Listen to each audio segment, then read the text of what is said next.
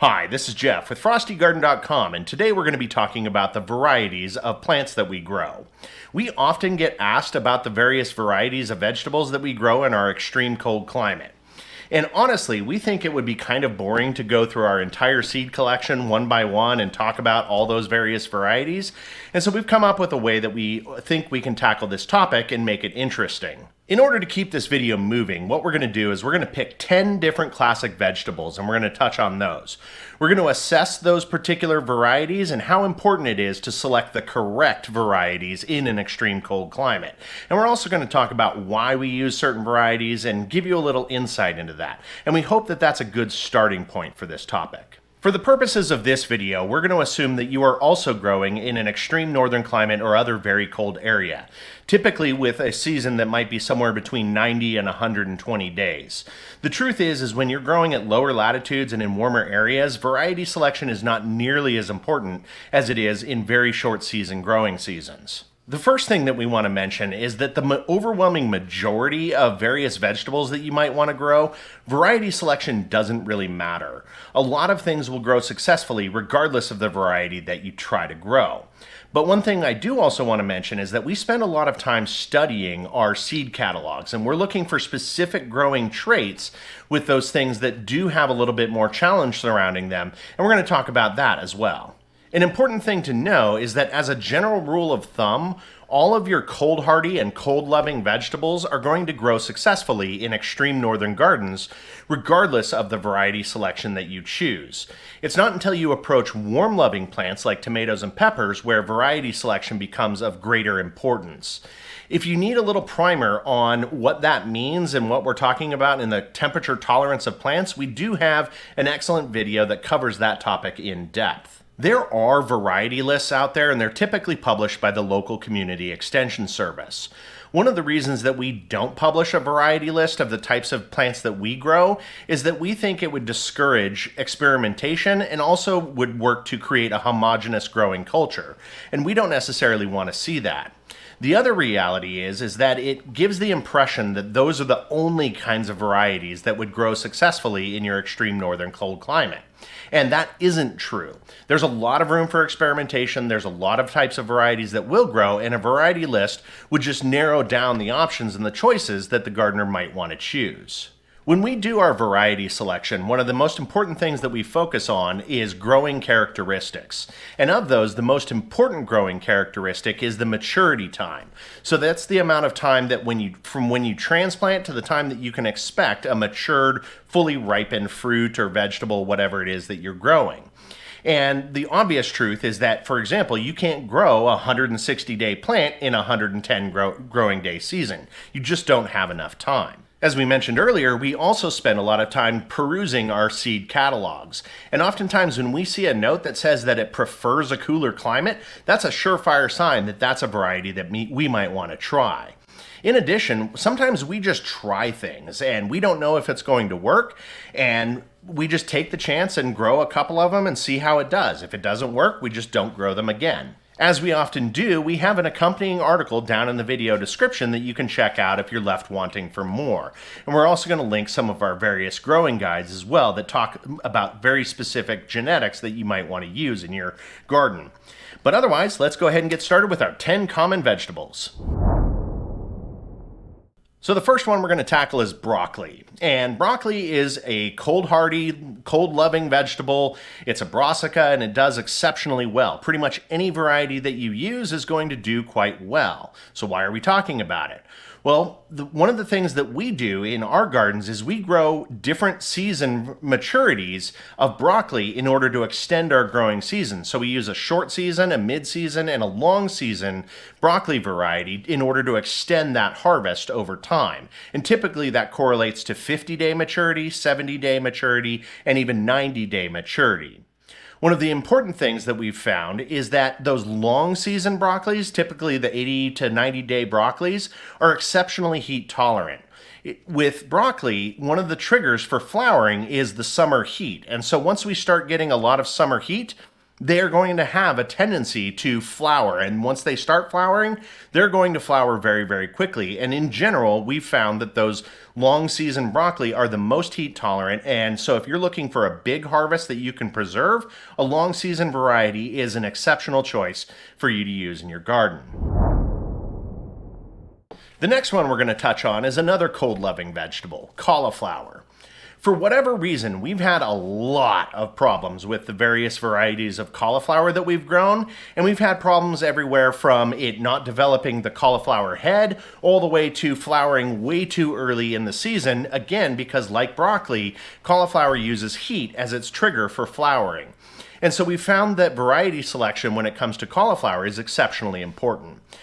Honestly, we found the amazing variety, and yes, it's called amazing, and it is amazing.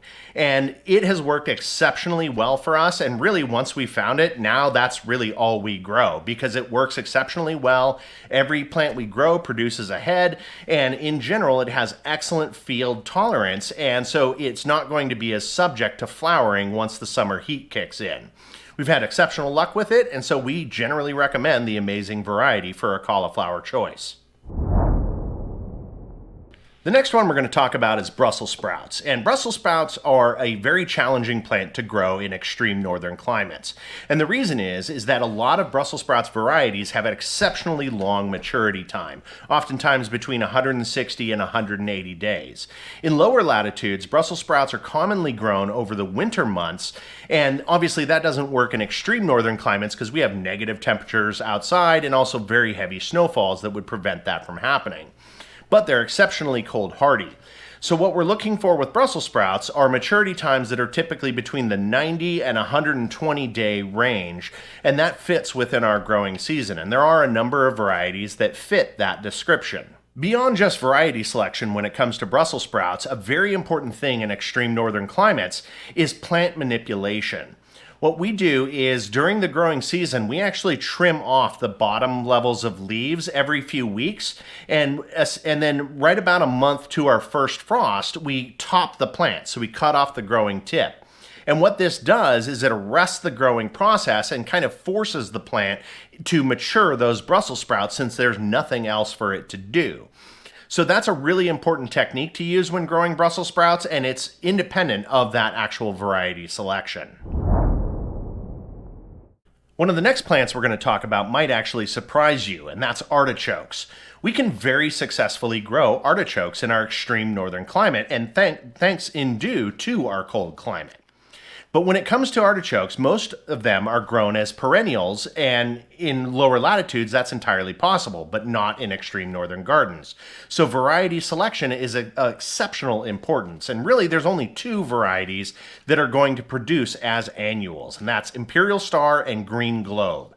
You might also find some other varieties out there, but as far as we understand it, those varieties are simply crossbreeds of those two specific varieties. And while they might have different growing characteristics or maybe different colors like purple, in general, they're still the Green Globe and Imperial Star varieties. One of the main reasons that we can be successful with artichokes is that they absolutely require about a week under 50 degrees during their initial growing process. And this is actually what will encourage the plant to produce the artichoke. And so that's why specifically we can grow these particular artichoke varieties in extreme northern climates, because we can virtually guarantee those cooler temperatures in the early growing season. And so if you want to try to grow artichokes up in the north, we'd encourage you to do it because it's a really awesome thing that we can grow. So let's talk about beans. And when we talk about beans, we're talking about both the bush variety as well as the climbing variety. And in general, all bean varieties are going to do fairly well in extreme northern cold climates. And that's the reason for that is that they typically have maturity times in the 65 to maybe 100 day range, and so they fit within our growing season. And as far as bush varieties, we like the Blue Lake variety. It's extremely prolific, they're very, very tasty, and so we don't really see a lot of room for experimentation in that, and when we have, we've kind of been disappointed. For climbing type beans, we typically use runner beans, and we like those. They're a very European kind of food, but we like using them in our cooking, and we find that they're quite tasty, but they might not be for everyone. But we've grown several different varieties of runner beans very successfully, and they generally grow quite well. One of the questions we get a lot is about dried beans. And what we would tell you is that in general, that's very difficult to pull off in extreme northern gardens. And the reason is that for the most part with dried beans, you need at least a 4 to 5 month growing season. And we simply don't have that. At the peak drying time for dried beans, you're typically going to need September and maybe even a little bit of October. And by that point in our season, we've got cold freezing temperatures, frosts, and also even snowfall that's very, very common during that time. And so we haven't really figured out a way to do dried beans exceptionally well. We have wanted to experiment with taking the bean pods off of the plant and maybe drying them artificially, but that would be something that we haven't really experimented yet, and so we don't have a lot of guidance for you in whether that's possible. The ideal solution is to let them naturally dry on the plant itself so they can continue to get some nutrition. The next thing we're going to talk about are onions, and this can be a popular topic, but variety selection is of paramount importance when it comes to them. The gist is that there are 3 major types of onions. There are long day onions, intermediate day onions, and short day onions. And the type that you choose is entirely dependent on the length of daylight that you get during your summer months. And because we grow in the north, we have 24 hours of light, long day onions are the only variety that we should be choosing.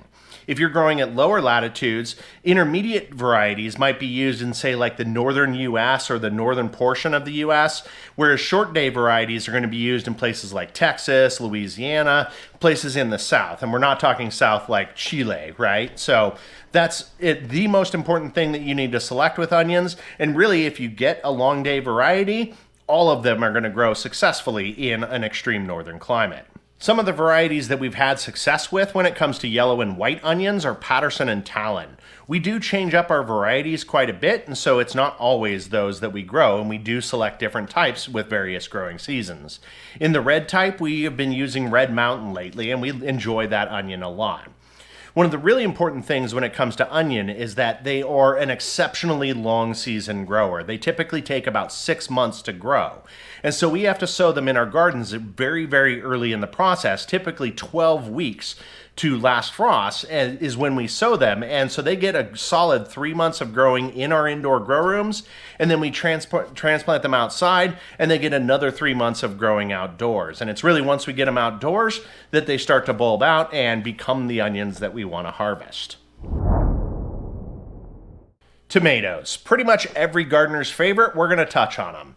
Variety selection with tomatoes is of exceptional importance. And really, this could be its own topic because much can be said about growing northern tomatoes. And maybe we'll do that video someday. But for now, what we would tell you is that what you're really looking for are growing characteristics, and specifically you want an early type. And when we say early type, we're talking maturity times within the 50 to maybe 70 day range, and that's optimal for growing in northern gardens. So there's a number of different larger tomatoes that fit that bill, things like Northern Lights, Silvery Fir, Stupichka, lots of different varieties. And then we'd also tell you that most cherry tomatoes do fit that growing season.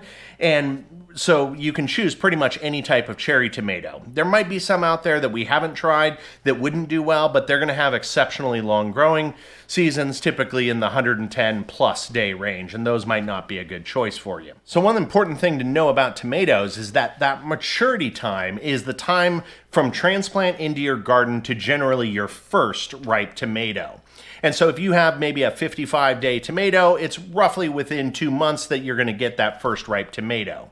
It's important in northern gardens to get that initial maturity time as low as you can, because tomatoes will produce at various times and mature at various times, and you need a fair bit of time in your season in order for them to fully mature. So that's why it's important for us to select early varieties. And it's not that you can't choose varieties in maybe the 80-day range or something like that. It's just you're likely to get less tomatoes. Also, the truth is that growing tomatoes in a greenhouse in northern climates is going to be much better, as they really like that heat and they need that for maturity. But that's not to say you can't grow tomatoes outdoors. We've successfully done it, and it can be done. Some tomato varieties are simply not going to grow well in northern and cold climates. And what you'll see when this happens is that the tomato plant will simply not put on flowers. And if you run into that, it's simply a variety that is not cool tolerant at all, and it's not a good variety choice. And honestly, we haven't found any good, reliable techniques for discovering whether that's the case with a particular tomato variety, so you really just kind of have to take your chances. Another problem that can happen is you can get flowers, but you don't actually get tomatoes, and that's a different problem that relates to pollination. It's very common to run into when growing tomatoes in a greenhouse, and if you have that problem, we've got a video for you on that. But it's important to distinguish between those two problems because they mean very different things when it comes to growing northern tomatoes. The next thing we're going to talk about are cucumbers, and cucumbers can be very, very finicky when it comes to growing them in northern gardens, even when you're growing them in a greenhouse. And basically, just like with tomatoes, some varieties will simply not put on flowers or fruit in cooler climates. And so variety selection is of some degree of importance. And what we'd also tell you is that outdoor grown cucumbers are exceptionally difficult in northern gardens. They are not very prolific, and they sometimes have difficulty with fruiting, and so they're generally best done in a greenhouse where they can get that warmth, and in general, that's going to give you your best shot for getting a large production of any kind of cucumber. A really important growing characteristic that you're looking for with cucumbers is a feature called parthenocarpy, or sometimes called parthenocarpic. And basically what this means is that a single flower can pollinate itself. And so you don't have to have pollinators, which is very common in a greenhouse, going between the flowers and moving the pollen.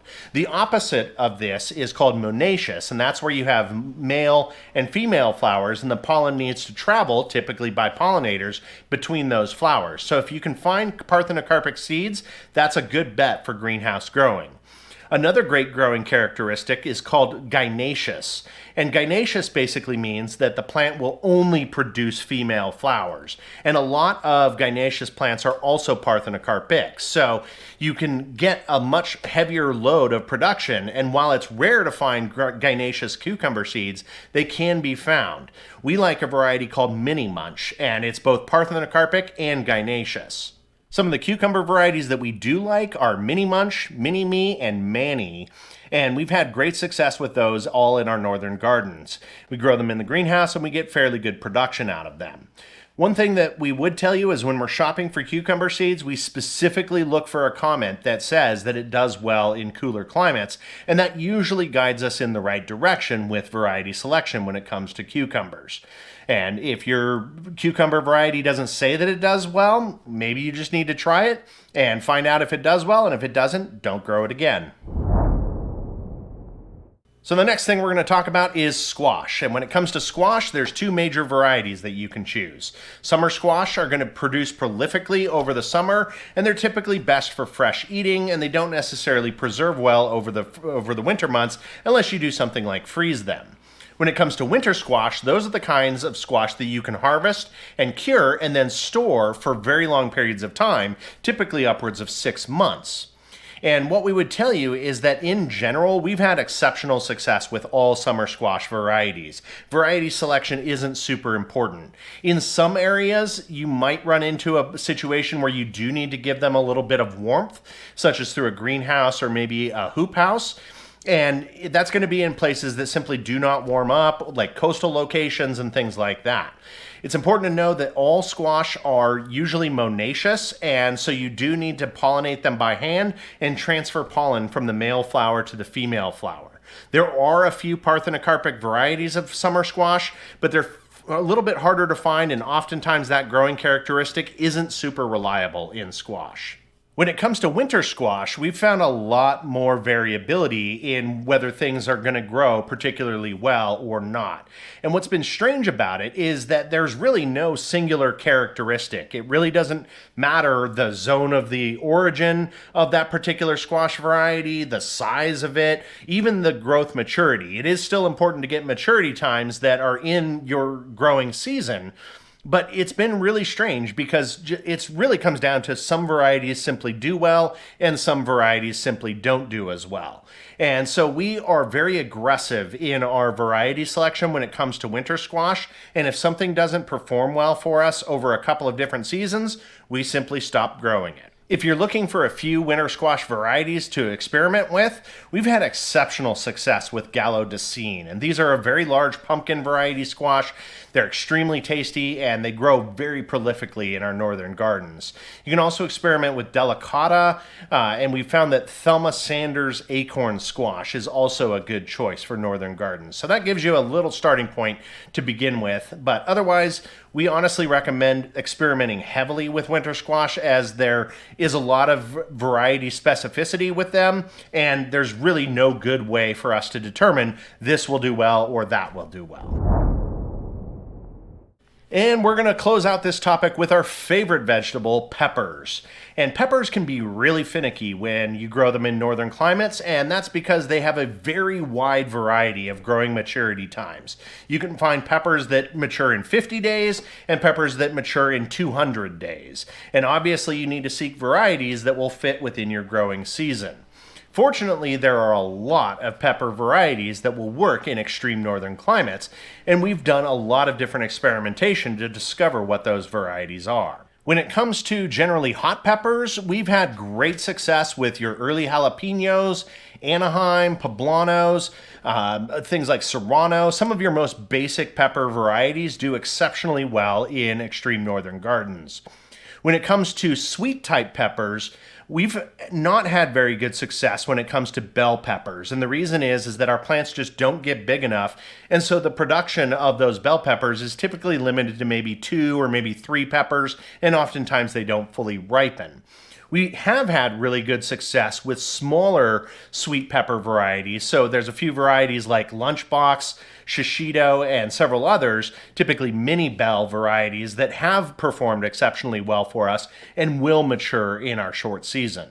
Unfortunately, one of the things that we will tell you is that super hot peppers are really difficult, if not impossible, to grow in extreme northern climates. And the reason is that a lot of them have exceptionally long maturity times, typically exceeding 140 days at least.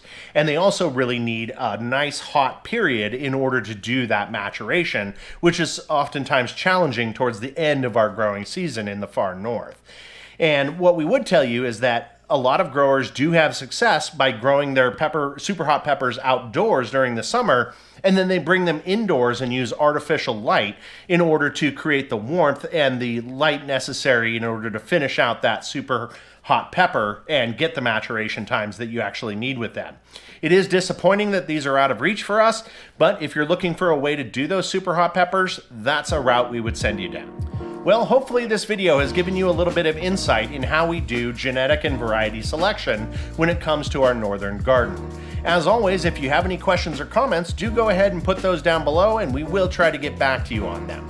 As always, I appreciate you watching and I look forward to seeing you next time.